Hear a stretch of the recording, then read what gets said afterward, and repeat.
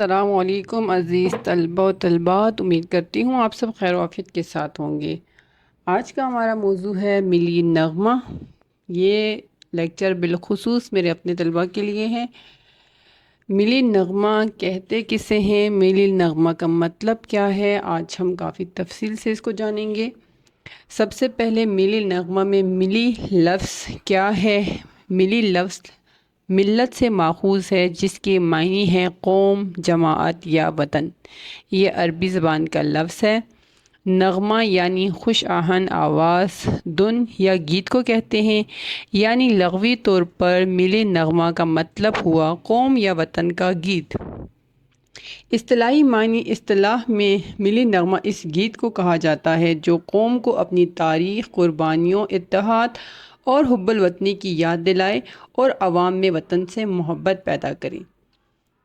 اب ملی نغمہ کیا ہے؟ ملی نغمہ ایک نظم ہے، تو میں چاہوں گی میں اپنے طلبہ کو اس سے بھی آگاہ کروں کہ نظم کہتے کسے ہیں۔ نظم کس زبان کا لفظ ہے؟ نظم بیسکلی جو ہے بنیادی طور پر عربی زبان کا لفظ ہے۔ اس کے لغوی معنی ہے جڑنا یا لڑی میں پرونا، یا جیسے موتیوں کو دھاگے میں پرو دیا جائے تو ایک ہار بن جاتا ہے، بالکل اسی طرح الفاظ کو خوبصورتی سے جوڑنے کو نظم کہتے ہیں۔ اصطلاحی معنی کیا ہے؟ شاعری میں نظم سے مراد ایسا کلام جس کے اشعار کسی ایک موضوع یا خیال کے گرد ترتیب دیے گئے ہوں۔ نظم کی ہر ایک سطر یا شعر مرکزی خیال سے جڑا ہوتا ہے اور ایک مکمل پیغام یا جذبہ پیش کرتا ہے۔ اس میں تسلسل اور ربط پایا جاتا ہے۔ اقسام کے حوالے سے اس کی ٹائپس بیسڈ آن کس پہ ہے کہ نظم کے موضوع اور مقاصد کے اعتبار سے کہیں اقسام ہیں، جیسے ملی نغمہ وطن سے محبت پر مبنی ہے، حمد اللہ تعالیٰ کی تعریف میں بیان کی جا رہی ہے، نعت رسول اللہ صلی اللہ علیہ وآلہ وسلم کی تعریف ہے، مرثیہ یا عشقیہ شاعری وغیرہ۔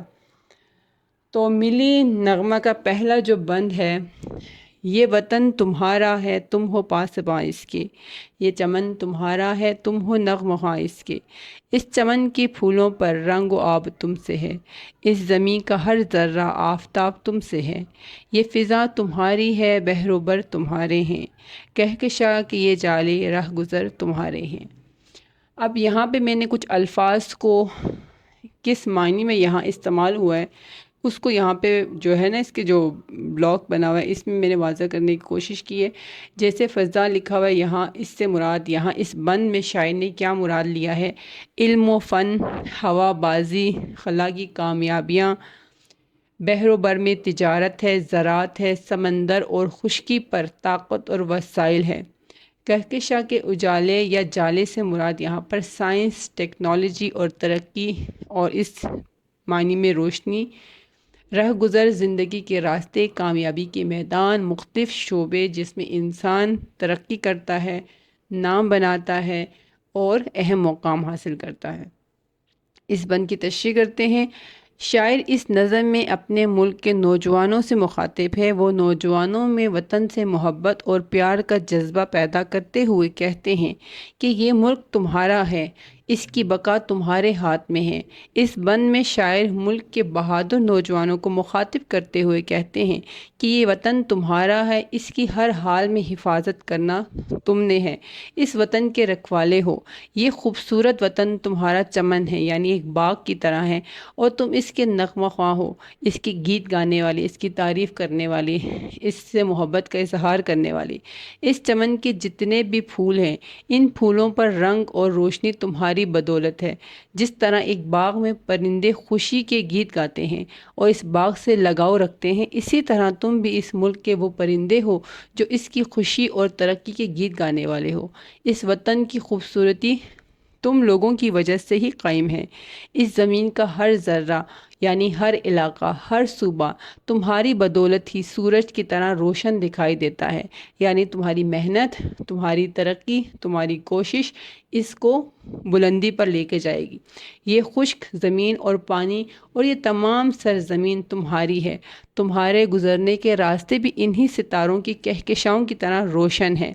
شاعر کہتا ہے کہ آسمان کی کہکشائیں اور ان کے اجالے بھی تمہارے ہیں، یعنی ترقی، روشنی، کامیابیاں سب تمہارا مقدر ہے۔ یہ راستے اور گزرگاہیں بھی تمہارے ہیں جنہیں تم نے روشن اور آباد رکھنا ہے۔ یہ تمہارا وطن ہے، تم اس کی حفاظت کرنا، کیونکہ تم ہی اس کا گیت گانے والے بھی ہو۔ اور شاعر وطن کی ترقی اور اس کی خوشحالی اور بلندی کا دار و مدار نوجوانوں کو قرار دے رہے ہیں۔ حوالہ جات میں یہاں میں نے شعر شامل کیا ہے: میری پہچان ہے میرا پاکستان، میری جان ہے میرا پاکستان۔ بند نمبر 2: اس زمین کی مٹی میں خون ہے شہیدوں کا، ارض پاک مرکز ہے قوم کی امیدوں کا۔ نظم و ضبط کو اپنا میر کارواں جانو، وقت کے اندھیروں میں اپنا آپ پہچانو۔ یہ زمین مقدس ہے ماں کے پیار کی صورت، اس چمن میں تم سب ہو برگبار کی صورت۔ اب اس بند میں شاعر کیا کہہ رہے ہیں؟ اس بند میں شاعر کہتے ہیں کہ اس پاک وطن کی حفاظت کی خاطر کتنے لوگوں نے اپنی جان تک قربان کر دی۔ شاعر اس بند میں اس ملک کو حاصل کرنے والوں کی کوشش اور قربانیوں کا ذکر کرتے ہوئے کہتے ہیں کہ اس زمین میں کتنے ہی شہیدوں کا خون شامل ہے، کتنے لوگوں کی قربانیاں شامل ہیں، جس کے باعث ہم آج اس ملک کے باسی کہلاتے ہیں۔ ہم آزاد ہیں، ہماری ایک پہچان ہے۔ تمام قوم کی امیدوں کا مرکز یہ پاک سرزمین پاکستان ہے، جس نے ہمیں بہت کچھ دیا اور اس وطن کو ہمارے بزرگوں نے بہت قربانیوں کے بعد حاصل کیا۔ ہماری پہچان اور بقا کا مرکز یہ ملک ہے۔ ہمیں چاہیے کہ نظم و ضبط سے کام لیں اور نظم و ضبط کو ہی محبت وطن قافلے کا سردار سمجھیں۔ اس ملک کی شناخت اور ترقی کے لیے نظم و ضبط نہایت اہم ہے۔ شاعر ہمیں نظم و ضبط کی تعلیم دیتا ہے اور کہتے ہیں کہ وقت چاہے کتنا ہی تاریک ہو جائے، ہمیں اپنا آپ بھولنا نہیں چاہیے کہ ہم سب پہلے اس وطن کے شہری ہیں، بعد میں کچھ اور۔ اس سوچ سے ہی ہم سب کی بقا اور نام جڑا ہے، لہٰذا اس سوچ کے ساتھ ہم سب کو اس عادت کو اپنانے کی ضرورت ہے: یہ وطن تمہارا ہے، تم پاسباں اس کے اور نغمہ خواں ہو۔ شاعر کہتا ہے کہ یہ زمین یعنی وطن مقدس ہے ماں کے پیار کی طرح۔ جس طرح ماں کا پیار سب سے قیمتی بہلوس ہوتا ہے، اسی طرح وطن بھی اپنے لیے، ہمارے لیے انتہائی محترم اور عزیز ہے۔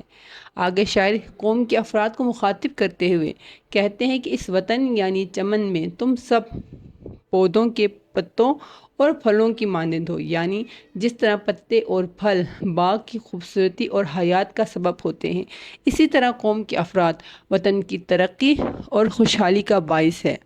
حوالہ جات میں یہاں میں نے شعر شامل کیا ہے: یہ چمن ہمارا ہے، ہمیں اس کو سنوارنا ہے، لہو سے اپنے اس کو ہمیشہ نکھارنا ہے۔ اور یہاں پہ میں نے حدیث کا حوالہ بھی دیا ہے: حب الوطن من الایمان، یعنی وطن سے محبت ایمان کا حصہ ہے۔